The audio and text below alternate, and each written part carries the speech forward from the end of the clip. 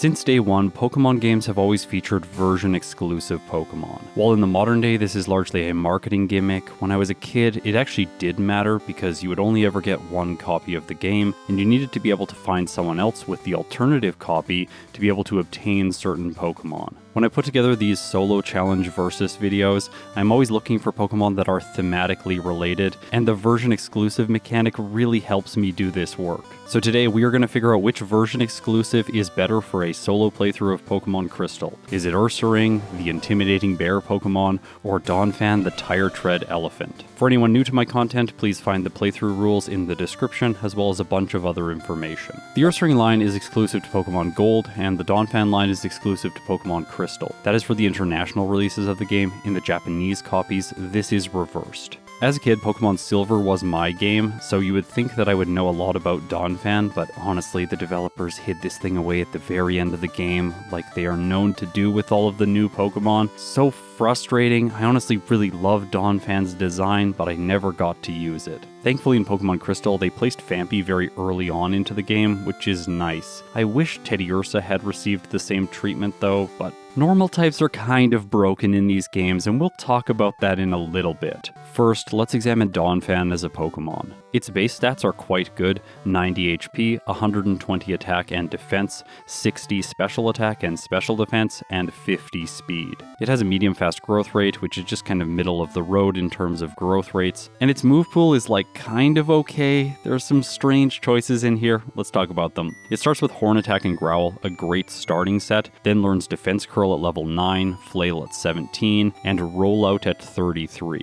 After all of that, it gets the fantastic same type attack move, Earthquake, at 49. At least it learns a ground type move through level up. Through TM and HM it gets access to Headbutt and Return, but not Swift. It's not very fast, so I think that makes sense. It can learn Rollos this way as well, but beyond that it doesn't really get any coverage. It does learn Earthquake and Mud Slap, but like another ground type in this generation, it is conspicuously missing Dig. Why did they think it made sense for Donphan and Piloswine not to get this move? My only assumption is that they thought these Pokemon thematically could not dig, so it didn't make sense to give them the move. That does mean that Donphan is going to have to use Mud Slap as its best same type attack bonus move until the league. For my solo challenges, I like to preserve the spirit of the game as much as is possible, so I play with a rival picking the Pokemon that is strongest against my Pokemon. If you have a lot of knowledge about Pokemon Crystal, you will immediately realize that Chikorita is going to be the hardest for me to face with both Pokemon. To evaluate Pokemon in my videos, I record 4 metrics: real time, resets, level, and game time. I rank Pokemon based on real time in my tier list, but I do use the other metrics to break ties or improve my play, as well as to give you more data so you can make your own conclusions if you think the ones I came to were not correct. My goal is to take a scientific and transparent approach to making these videos and playing the game. Of course, I am human, I have my own biases, and I will make mistakes in these playthroughs. As we go through the footage, I will call them out as they occur.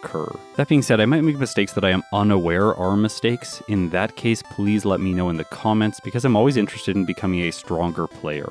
After all, day in day out, it is my job to become a Pokemon master. 10-year-old Scott would be incredibly proud. In Violet City, there is technically a choice that I can make as a player with Donphan, which is to either face Sprout Tower or go to Falkner's Gym. In Generation 2, Sprout Tower is an optional area of the game, so I'm going to go straight for the gym without wasting time. For a little bit of context, they changed this in Generation 4, where Sprout Tower is no longer optional. Inside the gym, after defeating all of the trainers, Donphan is only level 8. That means I'm going to be relying on Donphan's high base stats as a second stage evolution to defeat the first gym leader.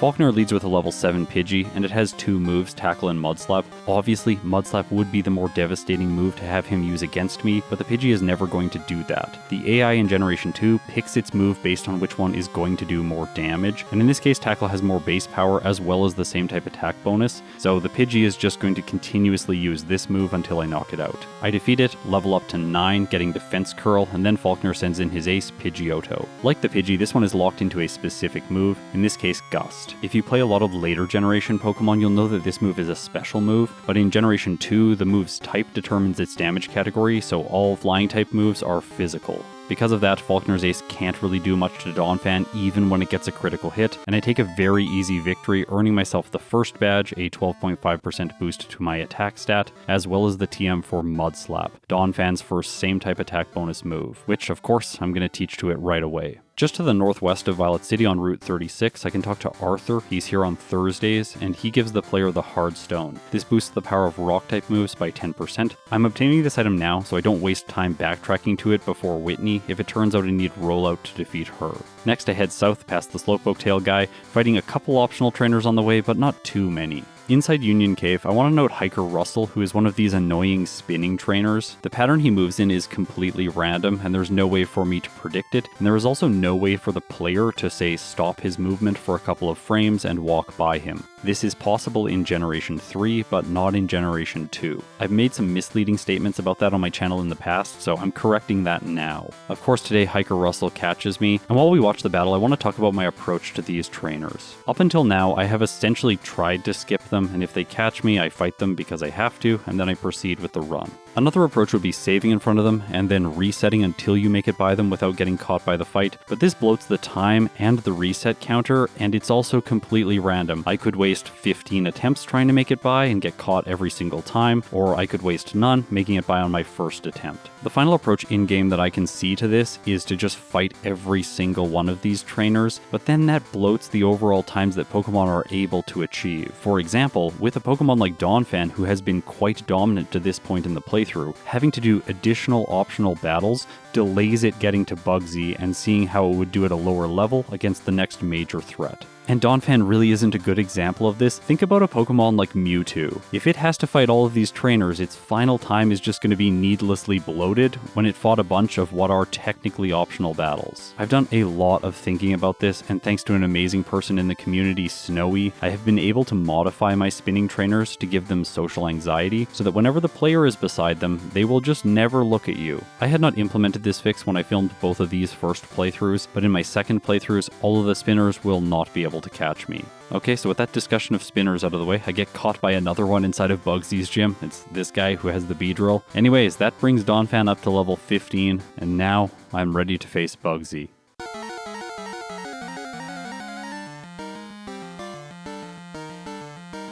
This fight should be incredibly easy. His first Pokemon is Metapod. Its moveset is Tackle, String Shot, and Harden. So yeah, it can lower my slow Pokemon's already low speed, and it can make itself more durable. That means that I can get freely set up with Defense Curl to +6. This is going to ensure once I knock out the Kakuna that the Scyther is doing very little damage to me with Fury Cutter. In retrospect, I probably could have gone for 1 or 2 less Defense Curls. Fury Cutter is doing almost nothing, and Horn Attack is dealing more than a third, and that's when it doesn't get a critical hit, which I do on the second turn. This takes Scyther down to low red health, and I finish it on the following turn. The second badge just boosts the damage of bug type moves, so that's going to be useless in both of these two playthroughs. Now with Bugsy out of the way, I have to face the rival in Azalea Town. For Donphan, this is the first truly terrifying battle. I said earlier that the Chikorita line would be the rival's strongest team, and that is largely just because of the Bayleaf in this fight. It already knows Razor Leaf, which is a fantastic move. Complicating matters for me is the fact that Ghastly and I are speed tied. It moves first, hits Lick, and paralyzes Donphan. That's a pretty annoying way for this fight to start. I level up, learn Flail in the place of Growl, and then he sends in Bayleaf.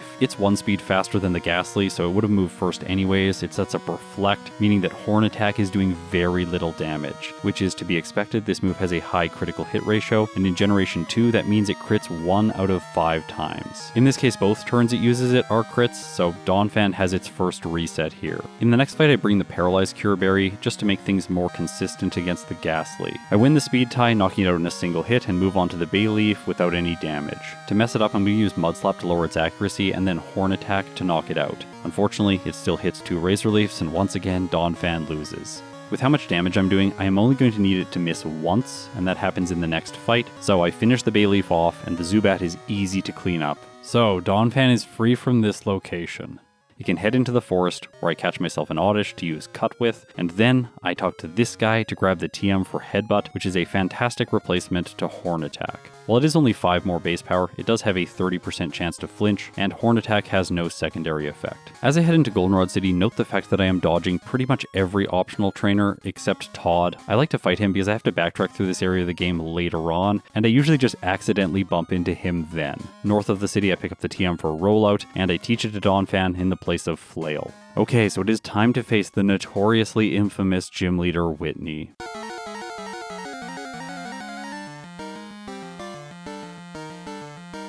For this fight, I need to describe how Rollout works. This move doubles its base power every time it is used. The game keeps track of this with a counter that increments every time you use the move. There is a neat combo here, which is if you use Defense Curl, it will increment the Rollout counter by 1 and set a flag within the RAM, so that every time you use Rollout, it always starts as if it was the second turn. This means after you use 1 Defense Curl in a battle, Rollout's power will always be doubled the first time you use it. By the way, you can see its effective power taking all of this into account in the top left if you're curious. Rollout's base power does reset whenever I miss, which happens against the Clefairy. However, it still gets the boost from Defense Curl for the rest of the battle until I switch Donphan out. Which of course, this is a solo challenge, I'm never going to do that. So I can just use Rollout again, knock out the Clefairy, and move on to the Miltank with what is essentially a third turn Rollout. It does slightly less than half, Miltank misses Rollout, and with that, I defeat Whitney. Her badge grants a 12.5% boost to Donphan's speed stat, as well as to all normal type moves. And this is where I want to switch to Ursaring's footage. Once it makes it to Whitney, all of its same type attack bonus moves are going to be getting a 12.5% boost to their damage. In addition to that, making Ursaring even better is the fact that Falkner's badge gives a 12.5% boost to the attack stat. And when we review Ursaring's base stats, you should immediately realize why this thing is likely going to be a complete beast. It has 90 HP, 130 attack, 75 defense, special attack and special defense, and 55 speed. For a solo challenge, I'm not really sure which one is better. Donphan does have 120 attack, so 10 points more with Ursaring is nice, but I do think that its typing is overall better. Plus, they are on a level playing field in terms of their growth rate. They're both medium fast, and that's where Ursaring has one major distinguishing factor, because Ursaring learns Dig.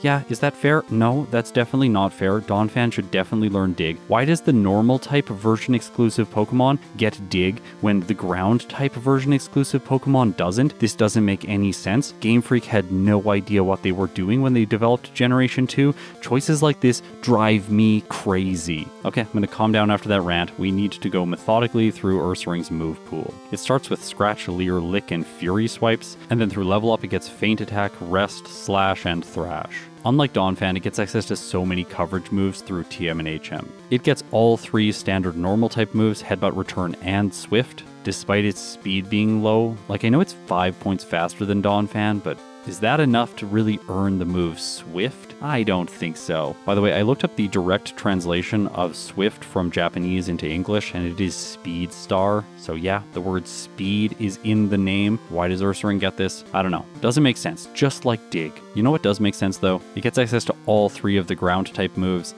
and then this bear gets the elemental punches. Ice Punch, Thunder Punch, and Fire Punch. In Generation 2, all of these moves' typings are special damage category, so they are going to be using Ursaring's vastly inferior offensive stat. That being said, when I need coverage in a pinch, they are going to be fantastic. In the early game, I take the exact same approach as Donphan, so I arrive at Falkner at level 8. While Donphan had access to Horn Attack, which is base 65 power, Ursaring has access to Scratch, which after the same type attack bonus is only 5 effective power lower, so I'm able to 2-shot the Pidgey and 3-shot the Pidgeotto, earning myself a quick first badge.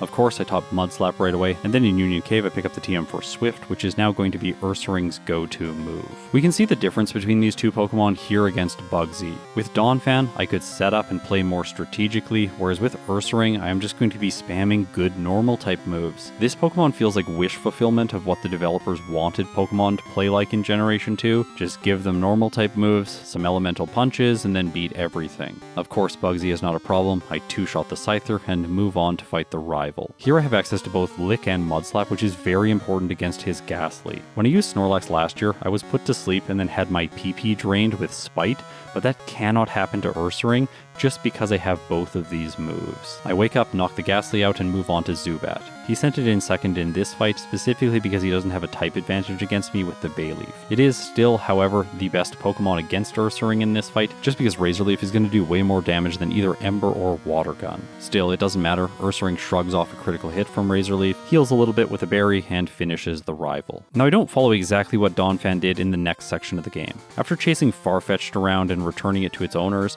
I head back to Azalea Town and grab myself the Charcoal. This can be useful if I need more money or to boost the power of Fire Punch. And now, are you ready for a giant stretch of moveset upgrades for Ursaring? In the forest, I teach Headbutt in the place of Scratch. In the national park, I grab the TM for Dig and teach this in the place of Lick. Donphan fans, you should all be really angry at this moment. After that, in the department store, I don't have quite enough money to buy 2 TMs, so I choose Ice Punch and teach this in the place of Mud Slap. Honestly, what can stand in this bear's way? Its same type attack bonus move has an effective power of 105. It just barely does not one-shot Whitney's Clefairy. She sends in Miltank, it starts using Rollout. Headbutt does just about a third. Now you might be concerned here because the Miltank is moving first, but I have Dig, so I can just go underground, breaking its combo. And then I should have knocked it out on the next turn with Headbutt, but I misclicked on Ice Punch, so the battle takes a little bit longer because she uses Milk Drink, but either way, the result is decided. Ursaring has earned itself the 3rd badge. With it, as I mentioned before, we get a speed boost and a boost to normal type moves. Jumping ahead to the battle against the rival in Burned Tower, you can see that Headbutt's effective power is now 118.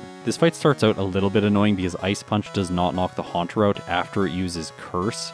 So that means I take damage on the first turn from this powerful status. Also, it means when I use Dig against the Magnemite, I am once again going to take damage. However, Ursaring is very powerful, so I assume it's going to be able to get through the rest of his Pokemon without fainting. Against the Zubat, Headbutt one-shots, bypassing Curse damage because this does not happen on turns when you knock out the opponent's Pokemon in Generation 2. Bayleaf is last. I had to decide between Ice Punch or Headbutt. I think Ice Punch is going to do a little bit more, plus it has a chance to freeze. But in this case, I don't need the status condition because Ursaring gets a critical hit, so the rival is defeated. By far, this was its closest battle yet. The reason for that is that I haven't yet gone to the Lighthouse, which is what I usually do before facing the rival there. After the Lighthouse, I'm at a higher level, and I backtrack to Ecruteak City to now face Morty.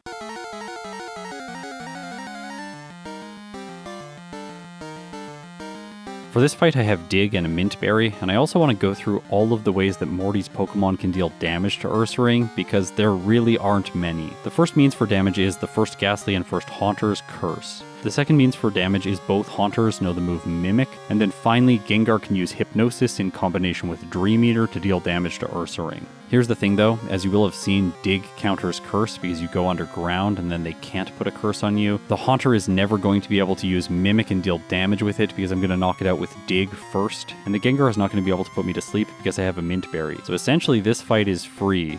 Along the way, I learned Rest in the place of Swift. Gengar comes out, I go for Dig, it misses Hypnosis, and then I finish it in a single turn. All that's left is Haunter, and there is definitely no way to hype this Pokemon up, especially after how underwhelming Morty's entire team was against this normal type. But what about Donphan in this section of the game? After all, Morty can actually deal damage to it with moves like Shadow Ball. First, I have to defeat the Kimono Girls. I'm going to show you the battle against Vaporeon, just so you can all see how easy this fight is. It does use Water Gun, which does like maybe a quarter, and then I finish it off. After that, I do the safer play, heading to Jasmine first into Lighthouse, collecting the rare candy on the floor just below, as well as fighting one notable optional trainer. After that, I can escape rope out, heading back to Ecruteak City, where I go to the Burned Tower to face the rival. Now, the last battle in Azalea Town caused 2 resets for the Donphan, mostly just because of the Bayleaf. That being said, in most playthroughs, by the time you reach the 3rd battle against the rival, his team has really fallen off in effectiveness, even if the Bayleaf has super effective damage. While Haunter does get Curse off, I'm able to knock it out without sustaining any damage and move on to the Bayleaf. Headbutt does exactly half. I take some damage from Curse, and then the Bayleaf sets up Reflect, which is really not good, especially when I'm taking 25% damage every turn. As a result, my next Headbutt does not KO. I take Curse damage, and Razor Leaf brings Donphan to orange health. Bayleaf goes down on the next turn, and anticipating that he would send in the Magnemite next, so I prepared by programming my brain to move the cursor to Mud Slap, and it is really lucky that I was playing consciously here and not looking at my secondary monitor, because yeah, he sends in Zubat next. I catch it, use Headbutt, knocking it out. All that's left is Magnemite and of course Mudslap one-shots. Without Dig, I have to make a choice against Morty if I want to use Rollout or Mudslap for primary damage. While I think Mudslap could be enough against the Ghastly and first Haunter, I'm skeptical of my chances once I make it to the Gengar, especially if it gets to use Hypnosis more than once. Because of that, I decide to go for Rollout right away on turn 1. And I get very unlucky here because Donphan misses. Ghastly sets up Curse. Now because it moved second, I do not take any damage. This status deals its damage after your Pokemon moves, rather than at the end of the turn. Rollout knocks the Ghastly out on the next turn. I really wish I had gone for Defense Curl instead on the first turn there, but I can't take it back. As a result, my next hit does not have enough power to finish the Haunter off. I take curse damage as well as some from Nightshade. So Donphan has just over half health by the time the Gengar hits the field. Oh, the Gengar? Actually, the Haunter? Okay, that's nice. Thanks, Morty. You're making this fight far more interesting for all of the viewers, because now his ace is actually the final Pokemon he sends out. The Grinning Ghost goes for Mean Look, which is not a very good play. By the way, I think I am going to make a patch for that in the future so that the opponent's team always views my team as a single Pokemon, because the AI is actually making choices based on how many Pokemon you have in your current party. If I only had one Pokemon, which for all intents and purposes is how I am playing the game currently, then the Gengar would have never used that Mean Look. I'll talk about the patch that solves that in the future. For now, Rollout hits and Gengar goes down. Donphan has earned itself the 4th badge, even though it doesn't get Dig. We're going to move on rapidly from the 4th gym to the 5th gym, just because there isn't that much to talk about. The only decision at this point in the game is if you want to face Price first because you're scared of Chuck, and Donphan is definitely not scared of Chuck. He's really inconsistent as a gym leader, and while the Poliwrath does have super effective damage in the form of Surf, but it does have an underwhelming special attack stat, so I'm confident against Chuck. Primeape is first. I'm going to two-shot this thing with Headbutt. It lowers my defense with Leer, which is a little bit annoying, and then hits with Karate Chop. By the way, because my defense has been dropped, whenever Poliwrath rolls damage ranges, it now has a chance to see that Dynamic Punch would do more damage than Surf because of the defense modifier. That being said, it might not even get a chance to attack because I flinch it on turn 1. My second Headbutt doesn't. Chuck gets very lucky with a Hypnosis because it puts Donphan to sleep. With the AI's accuracy debuff, this was a 45% chance to hit. Either way, I just cure the status with the Mint Berry and knock Poliwrath out on the next turn. So yeah, Chuck was easy as expected. After some errands, I go to the logical next step in the playthrough, which is the Lake of Rage. Here, I have to face a Gyarados. You might think this thing would be scary for Donphan because it's a water type, but it knows no water type moves. That being said, it uses Thrash, and then Donphan misses with Rollout right before knocking it out. Gyarados is confused because of Thrash, but it still moves and hits Dragon Rage. Okay, so that's Donphan's 3rd reset. I am really sad that it was here against a wild Pokemon. By the way, this is why I really don't like using Rollout. Missing randomly like this occasionally causes resets and wasted time. If your only metric is game time, this really doesn't matter. But when tracking both real time and resets, Rollout starts looking real bad real fast. It comes through for me in the next fight, knocking the Gyarados out. Inside of Price's gym, we have a moment to be grateful for the fact that there is video editing, which was conveniently able to skip the entire section of the Rocket plotline for all of you. Now let's do gym battle number 6.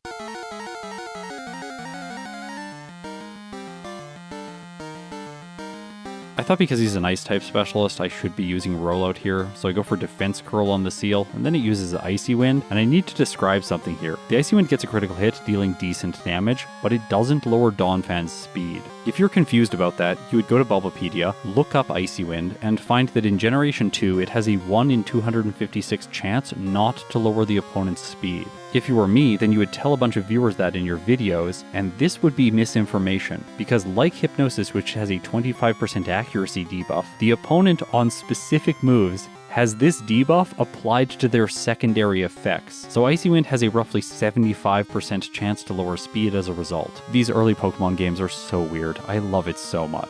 Because of a miss, I take a lot of damage before I knock the Seal out, and then the Dugong takes me down to only 30 hit points. Luckily, Rollout is rolling, but with neutral damage against the Piloswine, it does not get the knockout, and Price uses Blizzard. This move is trash in Generation 2 though, it misses, and as a result, even with the Hyper Potion, my next Rollout finishes his ace off. Okay, before the next gym, there's only one thing to do. I'm going to head south of Goldenrod City, along this little strip of water, over to this hidden area where I face 3 trainers. After defeating all of them, I can talk to the final member again and earn myself the soft sand. I'm going to head into Jasmine's gym next, and yes, I have equipped this item. It would be really nice if Donphan could learn Dig right now, so that I could get a decent boost with this item. Recently, I have been trying to add to my vocabulary as well as my understanding of grammar to make the voiceovers for these videos better. In this process, I've come across a lot of really good words, and one of them that I think is very appropriate right now is the word whinge. It means to complain in an annoying way about something unimportant. And so yes, I will continue whinging about ground types not getting access to ground type moves in Generation 2. Plus, this is incredibly relevant in the very next fight because the Steelix is a ground type, and no, it does not have any ground type moves. With the same type attack bonus in the soft sand, Mudslap is more than enough to knock out Jasmine's first Magnemite. Next, she sends in Steelix. My best choice here is Mudslap for both damage as well as the accuracy drops. By the way, Irontail was doing a surprising amount of damage, so I went for a couple defense curls just to shore up my defenses, and then I resume Mudslapping. Making this fight annoyingly long is the fact that Jasmine has a Hyper Potion, so she heals her Steelix, I deplete my PP, and I have to finish the Steel type off with Headbutt. She sends in her last Magnemite. I probably should have saved one use of Mudslap for this thing, but it doesn't really matter, Headbutt knocks it out over 2 turns. With that win, Donphan has earned itself its 7th badge and a boost to its defense stat. But how will Ursaring do in this section of the game? Because right after Morty, it has to make the same choice that Donphan did, and fighting Chuck right away might be more risky with a normal type. That being said, I do decide to take this approach. None of the trainers in his gym cause any problems for Ursaring. With that, let's see how the normal type does against the fighting type specialist. To start things off, let's note Ursaring's speed, which is exactly 60, the same as Primeape. I win the time move first, hitting Headbutt, and Chuck's lead goes down in a single hit. That is a really good start. Poliwrath is next. It's slower, so I'm always going to move first and always have a chance to flinch. However, Poliwrath just goes for Mind Reader. Obviously, Dynamic Punch cannot one-hit at this range, so I get a second Headbutt in, and that is enough to defeat Chuck. Yeah, there was no reason to be scared for this fight. Following it, I can use Fly to head back to New Barktown. I'm going to use a Repel here just so I can get my wild Pokemon on my way to pick up the pink bow. I'm noting that specifically because when I entered this grass, I get an encounter, which I was really frustrated by, but no, it's just Reiko. By the way, next week, Reiko vs Entei vs Suicune. Stay tuned, it is going to be awesome. I feel it's mandatory in these challenges whenever I run into a legendary Pokemon to just throw a Great Ball at it just in case. No luck today though, it breaks out, it flees, and then I grab myself the pink bow. And with it, I think it's time to replace Headbutt with the most powerful normal type move in the game. I teach Return in the place of Headbutt, and now my go-to move has an effective power of 150. Price is next, and we get to try this move out against him. I one-shot all 3 members of his team. That was much easier than with Donphan. After that, we face Jasmine, and here we are going to continue the whinging because Ursaring can use Dig to knock the Magnemites out. This feels truly unfair. Steelix is last, I have Ice Punch for it. It's special and it can also freeze, which I do get after my second turn. Also, with the damage ranges I have with this special move, it doesn't cause Jasmine to use her Hyper Potion, so I only need 3 turns to knock her ace out. Alright, the powers of video editing are with us. We are going to skip all of the rocket trainers and head right to the top of the tower to face Petrol. He is by far the hardest rocket in the entire game, mostly because his team is 6 Pokemon long. The Wheezing Nose Explosion and all of them have Smokescreen. Essentially what you want is to be able to one-hit all the coughing. If that's the case, like it is for Ursaring, you're going to get an easy win here. Next is the rival battle in the underground, and his entire team are all one-hits for Ursaring. By the way, I didn't even use Dig against the Magnemite, I just went for Return because it does more than enough damage. The only Pokemon that manages to do damage to me is the Sneasel, just because it's faster than Ursaring, and it does pathetic amounts with a special feint attack. Notably here, I'll just justify my decision to use the Chikorita team for the rival. If he had his Typhlosion team, it would still be a Quilava during this fight because it's only level 32, whereas with both Meganium and Feraligatr, he has his final stage Pokemon. That doesn't matter though when you are one-hitting. And with that, I grab the Nevermelt Ice and head into Claire's gym to face the final gym leader in Johto. Return 1 hits, 1 Dragonair, 2 Dragonairs, and 3 Dragonairs as expected. She sends in Kingdra, I go for Return, and it 1 hits. Yeah, Ursaring is an absolute beast. If a year ago you asked me which Pokemon was going to get the best possible time in Crystal version, I probably would have said this thing. That's bad news for Donphan, because while its playthrough is like fine, it's having a bunch of minor annoyances along the way. 3 resets, also Petrol's annoying because I had my accuracy lowered and I ran out of uses of Headbutt. Then against the rival, I once again have a type disadvantage against the Meganium. That might not even matter though, because the Golbat confuses Donphan and it hits itself twice in a row, taking damage from Wing Attack before finally finishing off his lead. Next, the rival sends in Meganium. Headbutt does what looks like just under half. Lucky for me, it uses Poison Powder, but unlucky for me, my next Headbutt does not one-shot. But I get lucky again because I flinch, so the Meganium doesn't deal any damage, and I knock it out. Okay, please say Donphan has enough damage to defeat all the other Pokemon without taking too much damage from Poison. The Sneasel has speeds hitting with Feint Attack, and then Headbutt just barely doesn't knock it out, so I take another Feint Attack before moving on to his final 2 Pokemon. Luckily, Mudslap can one-shot the Magnemite, and you don't take poison damage if you knock the opponent's Pokemon out in both Generation 1 and 2.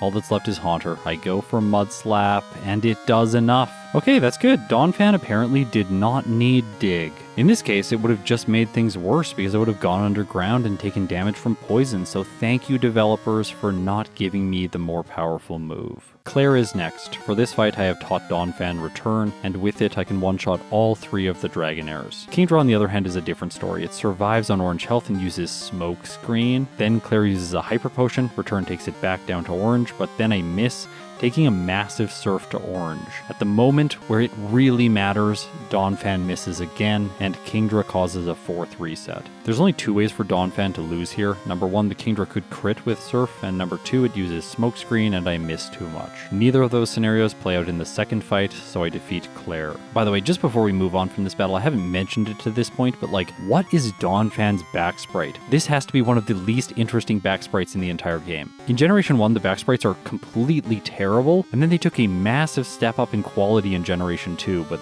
this one is really not one I like. Please, could we have more than a trunk? Like, for example, could we have Dig? That would be really nice. With the gym challenge out of the way, I'm going to collect some rare candies. I want to show you how I get through the Whirl Islands without using Flash. This allows me to skip Sprout Tower entirely and save a lot of time in these playthroughs. Once you enter the cave, you want to walk straight up until you go through a ladder. On the other side of the ladder, you're going to walk 1 step to the right until you bump into a wall, and then down until you can just barely see a Pokeball on the edge of the screen. There will only be 1 row of pixels available. Walk to the right until this Pokeball is on the far left of the screen, then walk down until the player character is 1 tile lower than the Pokeball. This is where very precise movement is required. Turn the character to the right, and then take 4 steps. If all of this has been done correctly, when I walk up, I will see another Pokeball enter the screen, and I can move to the left, up, and then to the right to maneuver around a ledge. The motion here does not need to be precise, you're going to bump into walls either way.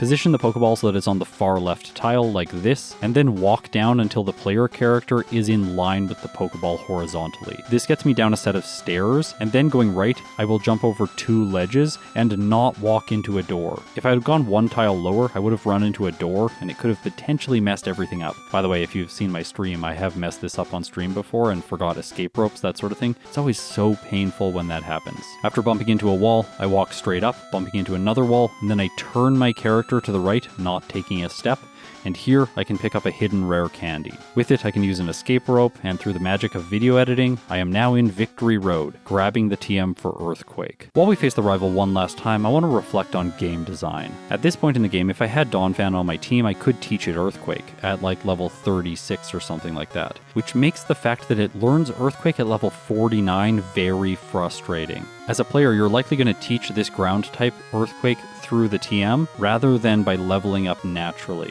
I personally think this is bad game design. Earthquake should really be there to teach it to a Pokemon that does not learn it through level up, rather than to teach it to a Pokemon like Donphan. In this case, while I did pick up the TM, I fight the rival without using it, level up to 49, and learn Earthquake naturally. This has a small advantage for Donphan. Later on, I could reteach Earthquake if I need to forget it, but what scenario am I going to need to forget Earthquake? That's just not really realistic. This is another way that Generation 2 just feels feels like one of the worst planned generations of Pokemon. I still like solo running the games, I find them much more relaxing than say Generation 1 or Generation 3, and I don't even want to think about Generation 4, I'm sure that is going to be extremely painful. So up until this point I've been treating Generation 2 as my relaxation generation, with the exception of the recent baby Pokemon series that I did. Go check those videos out if you haven't seen them. There are some brutal runs in there. With the rival defeated for the last time and all of my whinging done, I promise you there's going to be no more. I'm ready to take on the league with Donphan.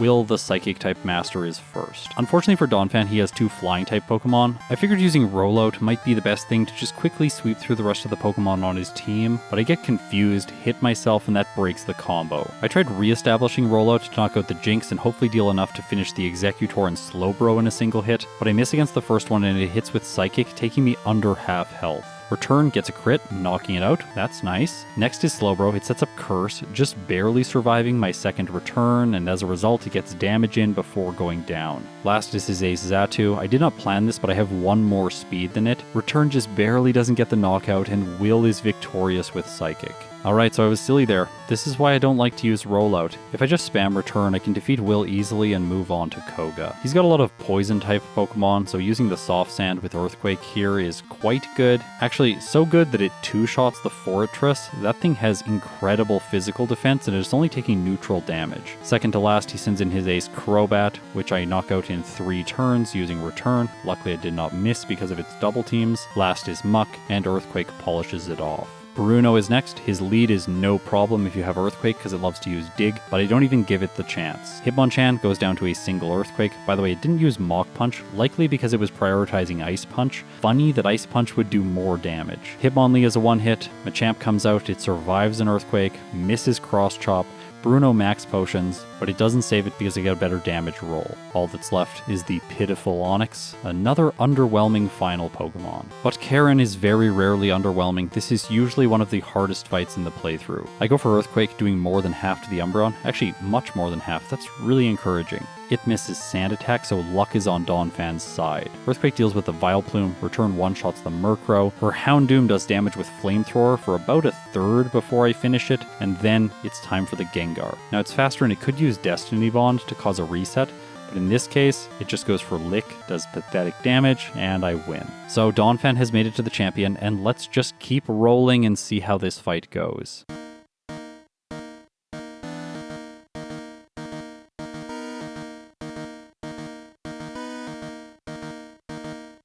I start things off by using Defense Curl, hoping the Gyarados would set up Rain Dance, but instead it attacks with Surf. This is so rare for it, by the way. I have no idea why it chose to do that. Kind of a bad ordering of moves, because then I can use Rollout, it sets up Rain Dance, so it didn't get the boosted hit, and I knock it out, taking overall less damage. Against Dragonite number 1, I miss Rollout, and then I take a Blizzard, which brings Donphan down to red health, and without a healing move, I'm going to need to get very lucky. And I do, because the next Rollout crits, finishing Dragonite off. A turn 2 Rollout takes out the next Dragonite and I move on to the Aerodactyl, but it's very fast, so this is the end for Donphan. The next fight, Aerodactyl misses Rock Slide, really nice. Then against the Charizard, it hits Flamethrower and burns Donphan, and because I don't have enough damage to finish off the Dragonite, the status condition forces a loss. That is 7 in total for Donphan, and we're approaching an hour and 5 minutes of real time, but that is still a very respectable Lance split, and I'm able to defeat him on my 3rd attempt. But I think Ursaring is really going to start showing up now as it heads into the league. By the way, I didn't talk about the final rival for him just because it's such an easy fight. Will is similarly simplistic because I one-shot all of his team members with Return.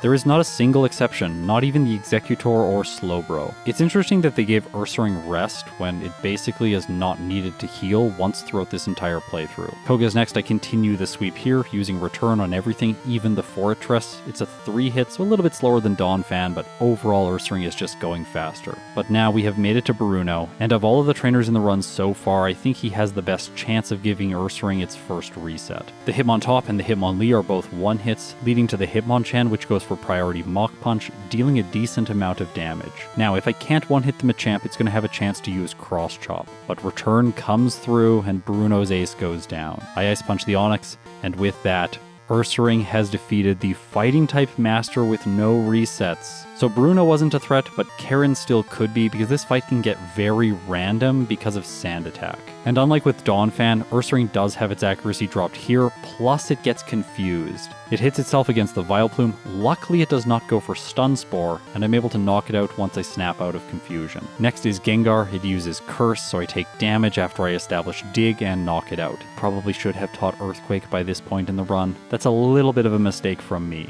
I go for Return, finishing the Murkrow off, and now all that's left is Houndoom. I don't want to waste time trying to use Dig, plus it's faster hitting Flamethrower, and Ursaring survives on 18 hit points. Please return, do enough damage. And in this case, it does. That means Ursaring has made it to the champion with no resets. There's an advantage to me not teaching Earthquake before the league, and that is now because I can teach Thunder Punch in its place. This move is very helpful against Lance because I can one-shot the Gyarados and have super effective damage against the Charizard. Following his lead, I one-shot both of the Dragonites using Ice Punch. Of course I do, that was never going to be any other way. Aerodactyl comes out next, it flinches with Rock Slide. Ice Punch doesn't do enough for the knockout, so I take about half damage here before the Charizard comes in.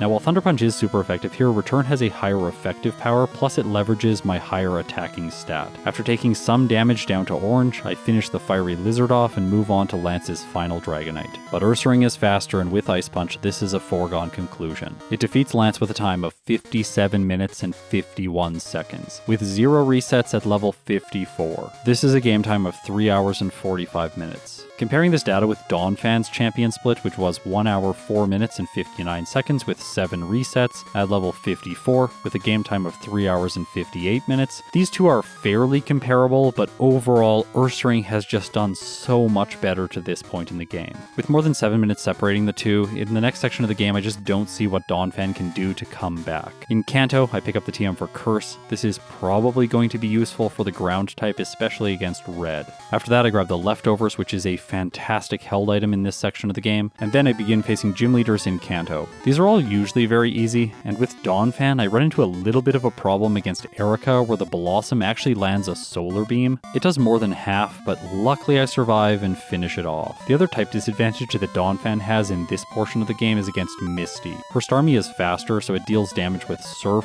but luckily not enough, and Earthquake is able to get the one hit. We're going to skip the rest of the battles and teleport in front of Blue, where I teach Donphan Curse in the place of Defense Curl. Since I no longer have the combo, I'm also going to teach Rest in the place of Rollout, and now I'm ready to face Blue.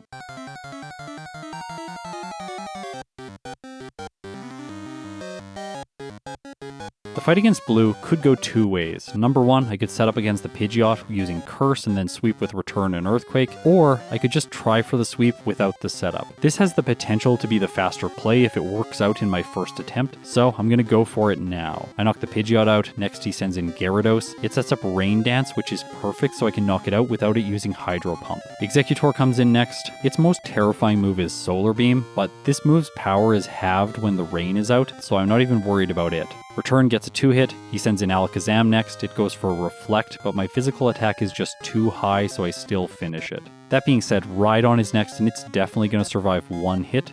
It goes for Earthquake, which Donphan shrugs off, and I knock it out. Last is Arcanine, it does decent damage with Flamethrower, Earthquake does not get the one hit, Blue uses a full restore, I take it back down to red health, he uses a second full restore, and this gives me time to stall out the Reflect, and my third Earthquake seals the deal. I have 10 rare candies stockpiled to this point so I can use them all to bring Donphan up from level 63 to 73. Now it's time for Red.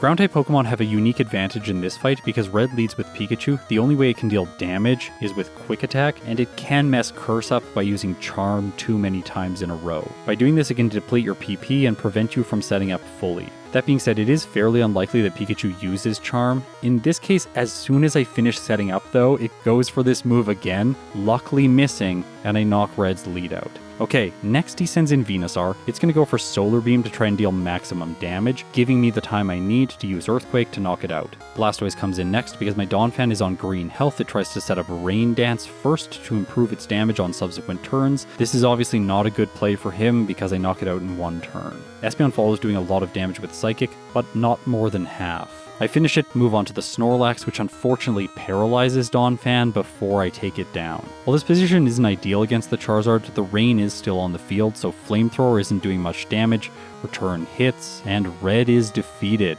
Donphan did it on its first attempt, earning itself a first playthrough result of 1 hour 23 minutes and 19 seconds, with 7 resets at level 74. This is a game time of 5 hours and 10 minutes. For some context around this finish time, right now my best time in Pokemon Crystal is with Feraligatr. It has a 1 hour and 14 minute time. That of course is with a second playthrough using Hidden Power. With results under 1 hour and 30 minutes, Donphan would get itself a spot in the B tier, but I do think I'm going to be able to get its final time under 1 hour and 20 minutes. That being said, Ursaring might be able to compete with Feraligatr because when the blue fight is starting, it is at a time of 1 hour, 12 minutes, and roughly 45 seconds. I took the same approach that I did with Donphan during this fight, which is just going for primary damage dealing moves and trying not to use moves like Rest and Curse. Ursaring is an absolute monster, one-shotting the Pidgeot with Return, then it gets hit by Psychic because it is fairly slow before knocking the Alakazam out. For Rhydon, I wasn't sure if Earthquake or Ice Punch would be better. I decided on Earthquake and I don't get the one hit. It sets up Sandstorm, so it gets an 1/8 of damage every turn from here on out for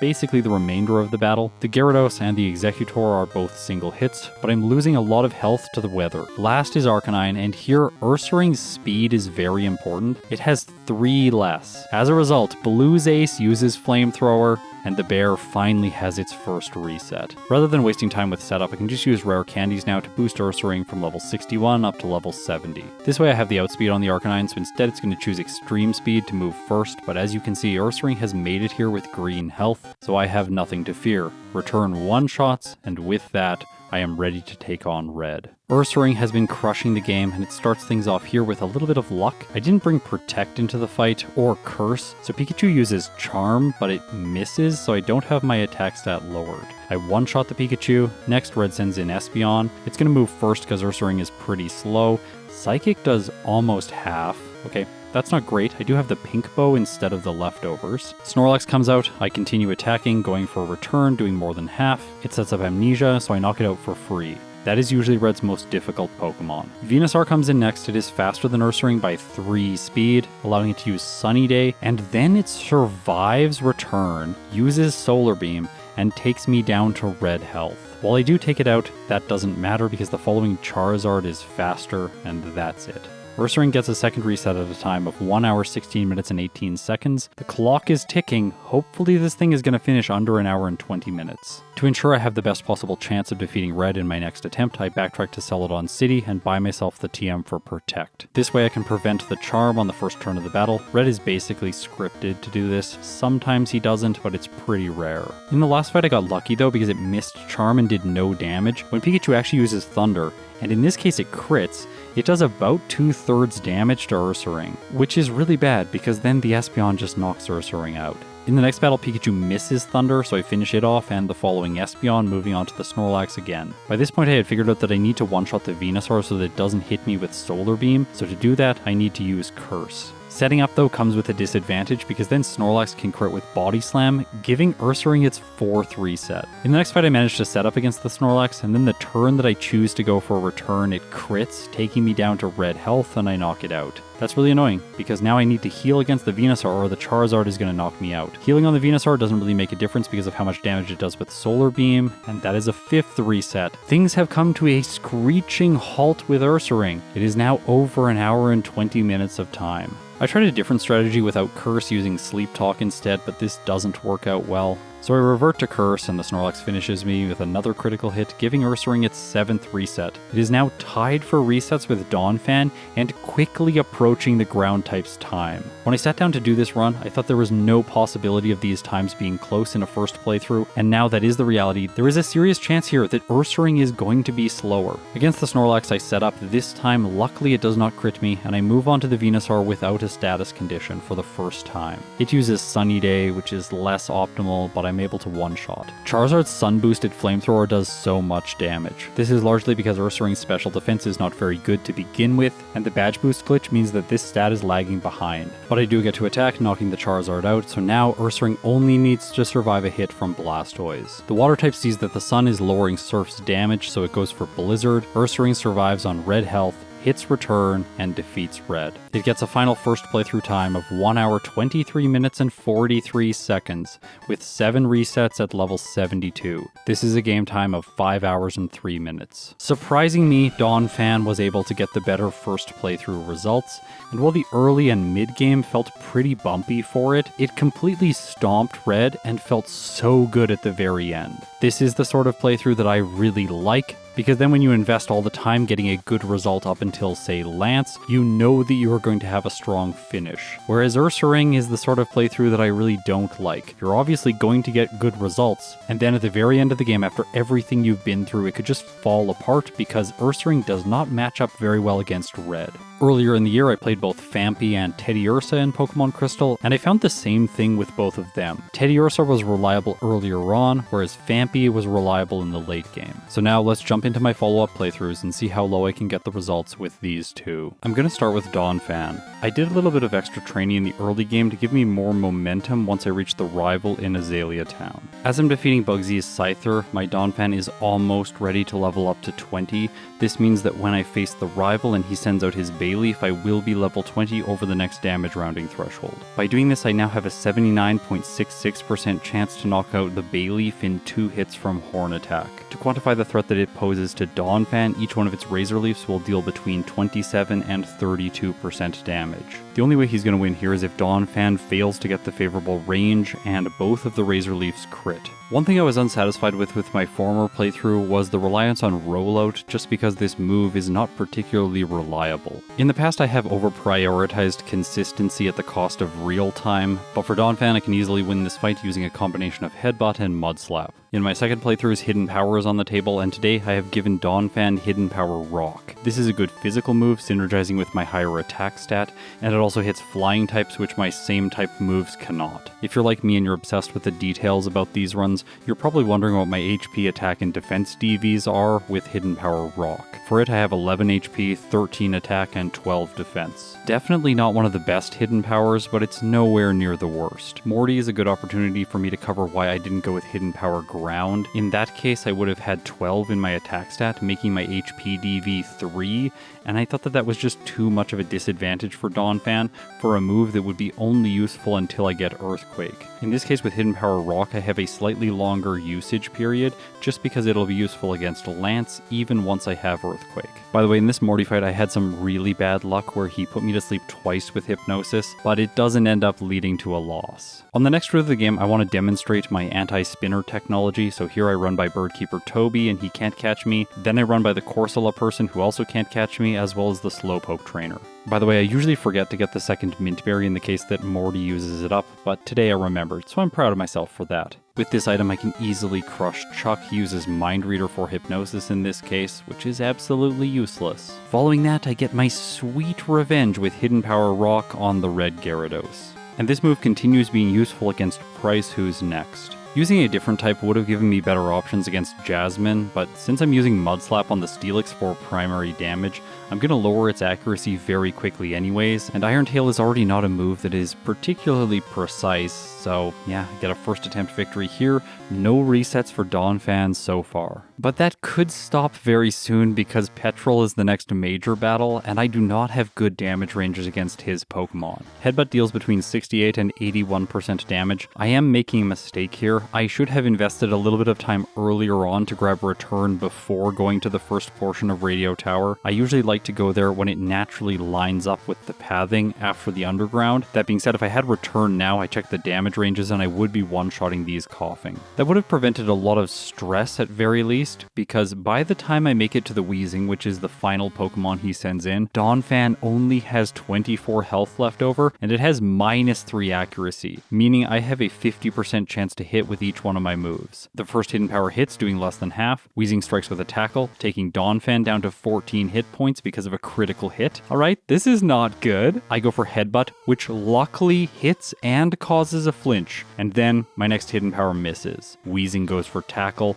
Donphan survives, Hidden Power hits, and I have defeated Petrol without a reset. Claire's next, and she's largely unchanged. I'm just going to 2-hit the Kingdra. The ways to lose there are if it crits or if it gets a smoke screen. Now this run is largely the same as it was last time, so let's start shaking things up. I use the Earthquake TM, smash through the rival, and then I level up to 49 and use 7 rare candies, taking Donphan up to level 56 before I attempt the League. For Will, I'm using the Hardstone. By the way, it's not really required. I'm going to have 1-hits on both Xatu as well as the Jinx no matter what, and both Executor and Slowbro are going to be 2-hits. Going through the League starting at level 49 in my previous run, Donphan had some hiccups here and there, and all of that is just smoothed out at the higher level. I was able to use the rare candies here because I know I'm going to be safe at the end of the game once I reach red. One potential pitfall for Donphan is still Karen. Earthquake has a 2-hit on the Umbreon. There is a slight possibility that it knocks it out without a critical hit, or it gets a critical hit. Overall, I have a 9% chance to knock it out, but I don't in this case. That leaves me exposed to Sand Attack, which is the loss condition here, but Umbreon doesn't go for it, so I just sweep the rest of her team easily. Alright, it's time for Hidden Power Rock to shine, because against Lance this move is fantastic.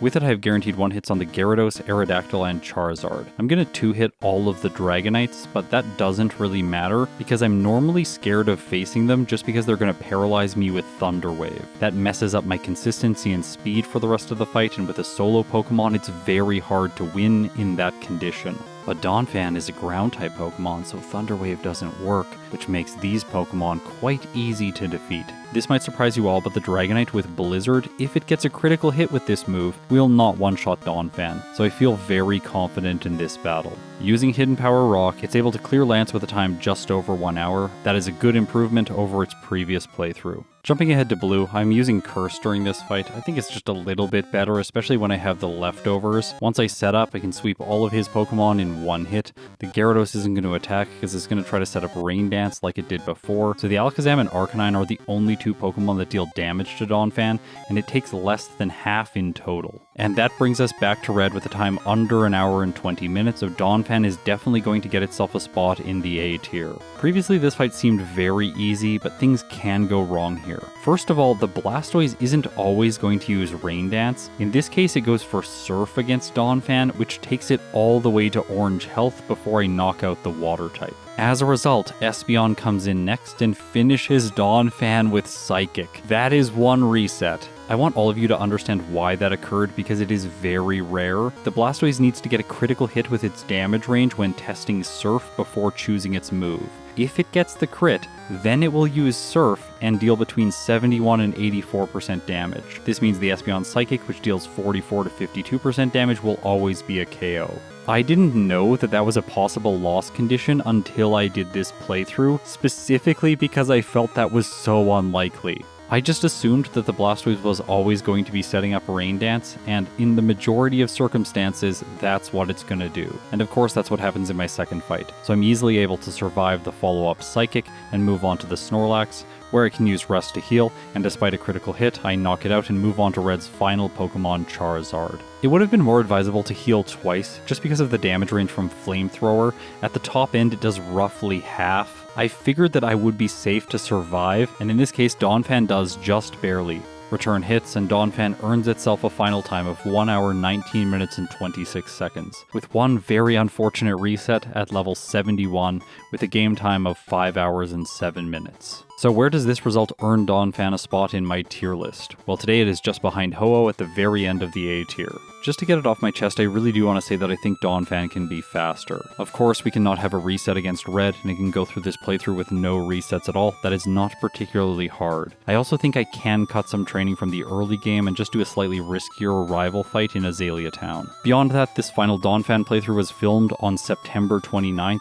so even since then I have improved a lot as a player, and I think with improved execution like menuing, stuff like that, I could maybe shave off another minute or 2. Now, if you wondered if Ursaring was going to be filmed at a different time, don't worry, I filmed Ursaring the day after I filmed this Donphan playthrough. They were filmed intentionally in close proximity to each other to ensure that these results would be fair. And now to close this video out, let's talk about the bear. The first thing I need to say about it is that it doesn't need Hidden Power, so I'm going with Hidden Power Dark to ensure that Ursaring has perfect stats. The second thing I'll mention is a cute factoid, the fact that I taught Slash during the mid-game.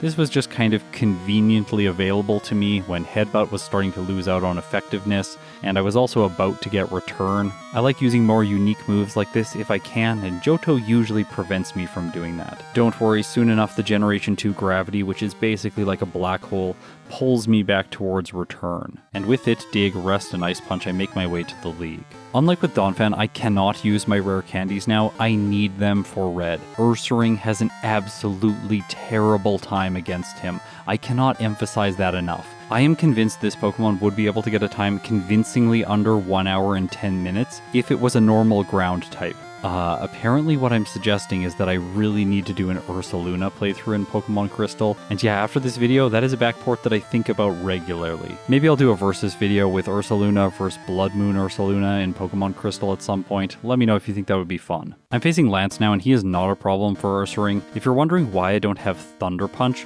it's just because Return does enough damage to the Pokemon that Thunder Punch is good against anyways. Essentially, I'm just going to use Return and Ice Punch to sweep his entire team. The only Pokemon that even has a chance of doing damage is the Aerodactyl. In this case, it gets its maximum damage critting with Hyper Beam, which does just more than half. Very technically, that means it can defeat Ursaring here if it crits with Rock Slide turn 1 and then crits with Hyper Beam on turn 2. But as you will be aware, that is very unlikely. So yeah, no resets when I defeat Lance. And while I watch the footage of the blue fight, I get really sad because Ursaring just crushes him. I don't need to use Rest.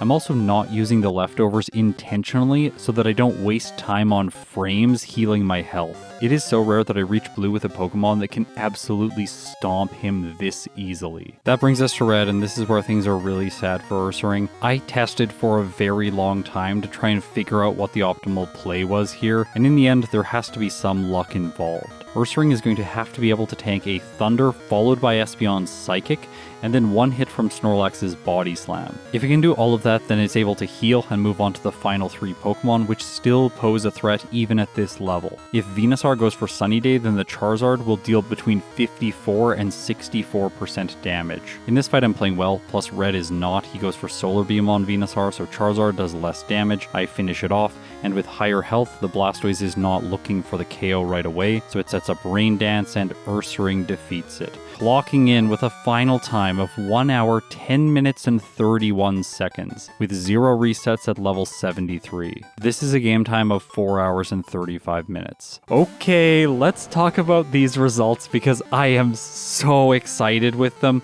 This is my first time under an hour and 14 minutes, and it is so significantly under that time. Plus, I think that there are a lot of ways to push that time even lower. For example, I think that I can fight Red at a slightly lower level and just really hope for good luck. By the way, if you're wondering if Ursaring can make it through the fight without Curse, the answer in my opinion is no, at least not at this level. The reason I don't think this is possible is because it's underspeeding too many of its foes. You don't want to get trapped in a healing loop against the Snorlax. That means that you will take damage from Pikachu, Espeon, and then Snorlax, and by the time you arrive at the Venusaur, Ursaring is just so bruised. Then the Charizard is going to outspeed, and Ursaring without setup does not have a one-hit on the Blastoise, so it will also deal damage. So in this video, Ursaring is the victor. It is able to easily defeat Donphan. Of the 2 version exclusives for a solo playthrough, the normal type of course is the best. That being said, I am sure that Ursaring can get a time under an hour and 10 minutes, and I am really going to push for that in the future on stream. For now though, it still reigns supreme with the top spot overall in my tier list. Before I close out, let's break down these final playthroughs with some graphs. When examining splits, we can actually see that Donphan was a little bit faster in the early game. This is likely due to early encounter luck, and I am carefully considering if I want to turn off encounters in Pokemon Crystal. That is a whole can of worms that I don't want to get into right now, and we'll talk about it in a future video. Beyond that, Ursaring just starts taking a lead, and then this lead gets bigger and bigger as the playthrough progresses. By the time it defeats the champion, it is 8 minutes and 49 seconds ahead, and this lead maintains right until the end of the game, with it finishing a total of 8 minutes and 55 seconds ahead. Here is Game Time by Trainer. You can really see how the offset trying to prepare for the rival in Azalea Town disadvantages Donphan in this metric. That can also be seen in the level by trainer graph. However, note the fact that while Donphan achieves a higher level for Bugsy, it does not retain this degree of level lead throughout the mid-game. Granted, it does get a major level lead boosted by rare candies for the late game, just because it can go into red at a slightly lower level. What I really wish here is that I could use the 7 rare candies for the rival in Azalea Town, and then finish the game at like level 60 for red, because I'm pretty sure Donphan could still do it. However, that's not how the game works, and if I use the rare candies earlier on in the mid-game, it wouldn't really benefit Donphan in any meaningful way. That section of the game is already easy enough. Real time by trainer doesn't show us anything we don't already know, but I'm including it here in case you find it interesting. Finally, I'm going to include the route summaries for both of these playthroughs. This displays which moves I had on my set for each trainer, as well as the held items and level that I was at for each battle. If you're curious about doing your own playthrough with one of these two, pause the stream right now and you can see my plan and hopefully adapt it and get better results yourself. Alright, so that is it for Donphan vs Ursaring. Thank you to everyone who supports me on Patreon or through YouTube memberships. It means the world to me. If you've made it this far, you're incredible. We are continuing with Daily December tomorrow, and I'm going back to Hoenn to face the game with only a Manectric. I am really curious to see how an electric type does in Generation 3. After all, they have not been doing particularly well in Generation 1 or 2, with the ironic exception of Elekid. Maybe Manectric has what it takes to put out a good result. We'll find out tomorrow. I'll see you then.